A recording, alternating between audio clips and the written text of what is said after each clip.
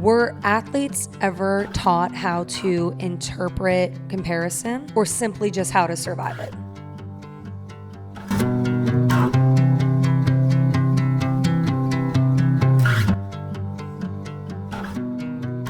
Good afternoon. Actually, I think it's evening. Good evening. My name is Kyla. My name is Welcome to the other side where sports meets soul. My name is Kyla. I am your host. I have been booked and busy. Let me tell you that. You know, I am really happy though because I don't know if any of you celebrated the Lunar New Year, but hope none of you showered on that day. I think, what was it? February 17th? Yeah. I heard that if you were on the Lunar New Year to like take a shower, wash your hair, or just like kind of anything where there was cleaning involved, that you would be cleaning and washing away your success. So I hope that hasn't happened because it is the year of the horse. You know, I feel like there's the new year and then there's the Lunar New Year, which I think is when the actual new year happens, honestly, because I really felt that snake slithering into 2026. And now it's been shedded. Is shedded? I think shedded is a word. Shedded. I think it is. But I have been booked and busy, and I'll be honest with you, right now I'm probably at like a 40%, maybe less. But you know what? We're here. We're showing up. And I'm going to make it happen. I'm sorry that it's just me a lot of the time right now. Tell your friends. Tell your family. All 20 of you. And come on my podcast. God damn it. Just kidding. Only if you want to. I thought it would be interesting to go into a 3-part series. I think a psychology aspect and a psychology take on athletes is important because of their own psychological well-being in sports. And I think that kind of gets overlooked. And I think it's important to talk about. And I think I say that line every time I record myself. Isn't that true? So I wanted to start by talking about social comparison theory. Can you see me with my hat on? Are my eyes blurred? I don't know. You know what else I was thinking? Is I was like, yeah, like I'm going to have white chairs for my podcast. I'm going to have this nice, table here, just kind of bring some color. And I realized that I feel like I'm washing the color out because there's too much light color. There's like white chairs, the white background, the white lights. Like I should have added more color. So if you have an idea of what color you think would go there, what if I painted it? You think my landlord would let me do that? I think I could paint it. No? I don't know. Anyway. Today we are talking about social comparison theory. I know, clock it. I know, because we love being psychologically aware of these different theories that we can apply to athletes.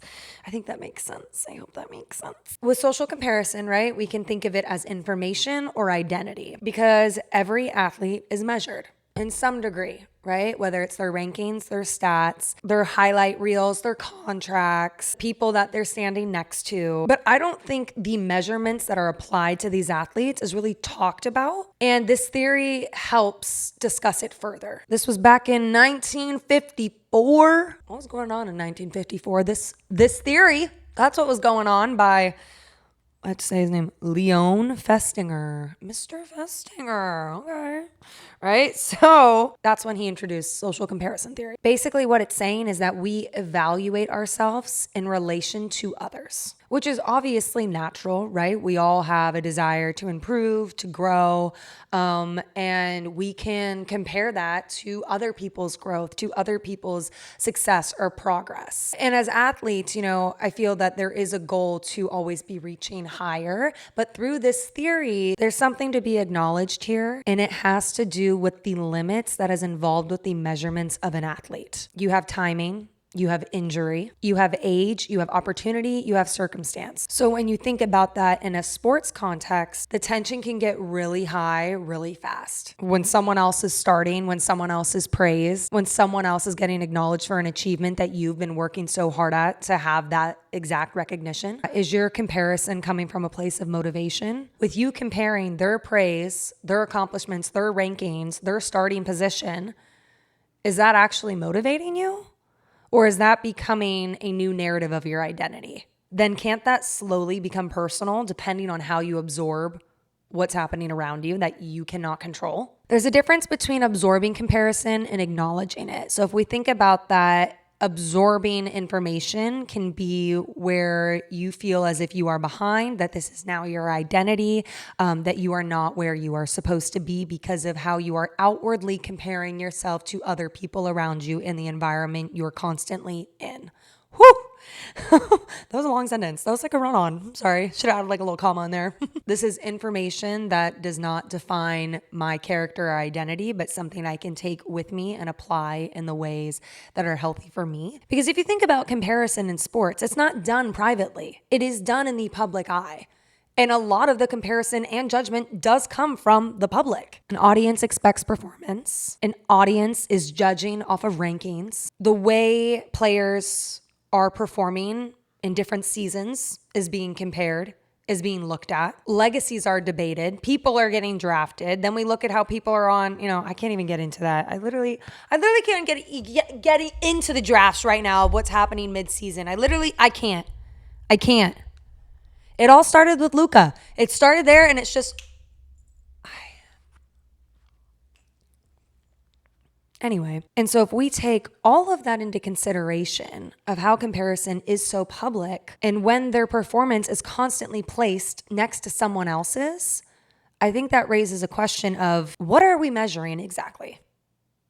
Is it the output? Is it the proximity of someone else's standards? And what is that measuring up to? An audience's expectation for athletes? The expectations that athletes are setting for themselves based off of the public? What is that measurement? Another question that could be asked with this is, were athletes ever taught how to interpret comparison or simply just how to survive it? And I think that could apply to anyone. The topics I bring up, I'm bringing up in a sports context, but can really be applied in any situation, in my opinion. Because think about this. If someone grows up being praised only for winning and always being criticized for losing, always paying attention to their rankings and their stats, constantly comparing, comparison could start to feel normal or even necessary. So to find that equilibrium within yourself as an athlete, it's not just about having resilience and strength, but awareness. Being aware of what you're feeding into, being aware of what feelings come up when you aren't being praised and someone else is. Because comparison isn't always negative either. Right? Comparison makes greatness visible. It has legacies that keep on going and going because of those rankings, because of those stats. So comparison doesn't always have to be something that is negatively looked at. I think it goes with how you absorb it. Comparison isn't going anywhere. We have seen that it can be used in really great ways, right? When you compare athletes, you're able to see greatness that is visible, right? Through these rankings, through these stats, through these milestones that these athletes are putting their heart and soul into. It creates the context for legacy, right? And why there are legacies and why there are the greats. But when we are comparing, are we gathering information or are we gathering evidence? And at what point does that measurement turn into meaning? Because then that can interpret your meaning of your worth, your abilities, your success. Comparison will show up in any aspect of life, with whether you're an athlete or not. But the question is, what story begins forming when comparison comes into play? I don't think that this is new information because obviously comparison does exist in family, in friendships, in relationships, in sports, in careers. Comparison can show us what's possible. And that all goes with how you interpret comparison, because comparison can slowly and quietly shape the identity of someone if we're not aware of how we interpret it. Because I don't think that necessarily the real work here is eliminating comparison. I think it's about noticing what we do with comparison. What kind of information are we gathering? Are we gathering evidence about our worth and what determines it based off of that social comparison? Because clearly we can see how powerful outward comparison can be. But what's even more powerful is what you do with it internally. What story begins forming? What standards are molding for yourself? Are those standards changing because of the comparisons you're doing or the thoughts of comparison that are showing up? What version of you starts to form in response to comparison? I think this is all going to show how important awareness is, because you could be falling into a comparison that is equated with your identity without even realizing it. If our identity within is being shifted or altered based off of something happening on the outside, what does that do to us? Social comparison looks outward, right? And there's things that get a little bit deeper, obviously, when you're looking within and how that comparison evolves into your identity and where that lives. And that's what we're going to be talking about next week, baby.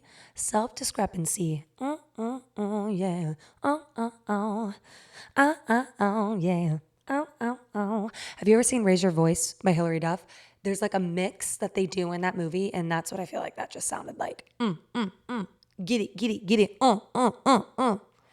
Anyway, I hope you like my little short videos. I feel like they're good because of like an attention span and just getting to the point. But if you would like me to have them longer, if you're like, make them a little shorter, give me your feedback, please. I would love your feedback on what you think works and what could be better, because I would like to grow too. So yeah, I'll gather that as information. If you or someone you know would like to share the other side of their story, please let me know and hit me up in my DMs. And I will see you next week for part 2 of our theory series. See you next time. Bye.